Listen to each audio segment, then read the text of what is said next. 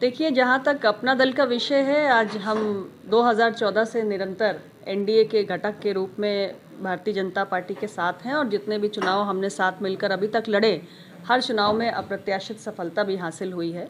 जहाँ तक 2024 के आगामी चुनाव का प्रश्न है, मैं विपक्षी गठबंधन इंडिया के बारे में सिर्फ इतना ही कहना चाहूँगी कि आज उसमें जितने भी दल शामिल हैं, उन सारे दलों को आज बहुत ही ज़्यादा हताशा है, उनके अंदर बहुत व्याकुलता है, क्योंकि एक लंबे समय से सत्ता से बाहर हैं और इसलिए सत्ता में वापस आने की जो व्याकुलता है, उसके चलते ये सारे दल एकजुट हुए हैं। लेकिन जनता का विश्वास ये सभी खो चुके हैं और इसीलिए चुनाव दर चुनाव जनता इन्हें लगातार सत्ता से बाहर का रास्ता दिखा रही है।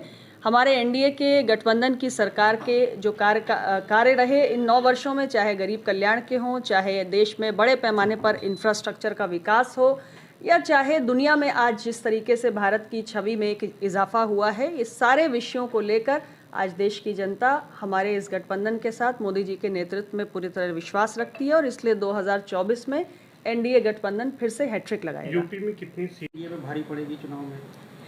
देखिए, दिल को खुश रखने को गालिब ये ख्याल अच्छा है, तो मुझे लगता है मैंने पहले इस बात को स्पष्ट रूप से कहा है कि इसमें तमाम दल जो शामिल हैं इंडिया गठबंधन में, लंबे समय से एक चुनाव के बाद दूसरा चुनाव लगातार सत्ता से बाहर होते जा रहे हैं और देश की जनता ने पूरी तरीके से इन्हें नकार दिया है। तो अब ये एक सर्वाइवल का एक प्रश्न इन सारे दलों के सामने खड़ा हुआ है, जिंदा रहने का, राजनीति में बने रहने का और अपनी खोई हुई राजनीतिक ज़मीन को वापस प्राप्त करने का एक प्रयास है। लेकिन मुझे लगता है कि एक विफल प्रयास है, देश की जनता उन्हें नकार चुकी है और इसलिए इंडिया गठबंधन का 2024 में कोई भविष्य नहीं है। एक आखिरी सवाल यह है कि अजय राय को पूर्वांचल से कांग्रेस ने प्रदेश अध्यक्ष बनाया है और प्रदेश अध्यक्ष बनते ही उन्होंने एक शिगूफा छोड़ा है कि राहुल गांधी दोबारा अमेठी आ रहे हैं। क्या फर्क पड़ेगा राहुल गांधी के अमेठी आने से? देखिए, ऐसा है, उनकी अपनी पार्टी का निर्णय है, कांग्रेस पार्टी का निर्णय है, जहाँ से भी राहुल गांधी जी चुनाव लड़ना चाहें वो आएँ। उत्तर प्रदेश की किसी भी सीट के बारे में मैं सिर्फ इतना ही कह सकती हूँ कि हमारा गठबंधन बहुत मजबूत है और हमारे इंडिया गठबंधन का कोई भी प्रत्याशी अगर एनडीए गठबंधन के सामने आता है तो किसी भी सीट पर वो परास्त होगा। प्रियंका जी को भी रायबरेली से लड़ाने की बात हो रही है कि सोनिया जी नहीं लड़ेंगी प्रियंका के आने पे।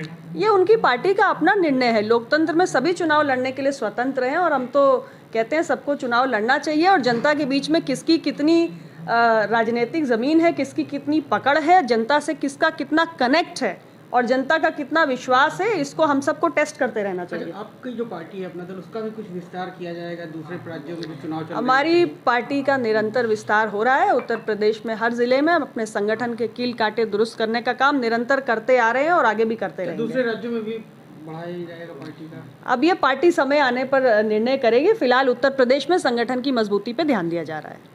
सीटों पर आप लोग लड़ेंगे चुनाव? देखिए, उत्तर प्रदेश के अंदर 80 लोकसभा सीटें हैं और मैं ये समझती हूँ कि उत्तर प्रदेश के अंदर या देश के अन्य राज्यों में भी अगर हम तुलना करें तो सबसे ज़्यादा बेहतरीन स्थिति उत्तर प्रदेश में ही है और हमारे गठबंधन को यहाँ पूरी तरीके से जनता का भरपूर समर्थन पिछले 4 चुनाव में मिलता आया है और 2024 का जो चुनाव है, मुझे पूरी उम्मीद है कि ये 80 सीटों पर हम चुनाव लड़ेंगे और 2014 से भी बेहतरीन प्रदर्शन हमारा होने जा। अच्छा, अब तो गठबंधन में ओम प्रकाश राजभर भी आ गए हैं और भी तमाम लोग आ रहे हैं, तो इसका कितना फर्क पड़ेगा? और अगर हम पश्चिम की बात करें तो लोकदल अगर आ जाता है तो क्या स्थिति रहेगी?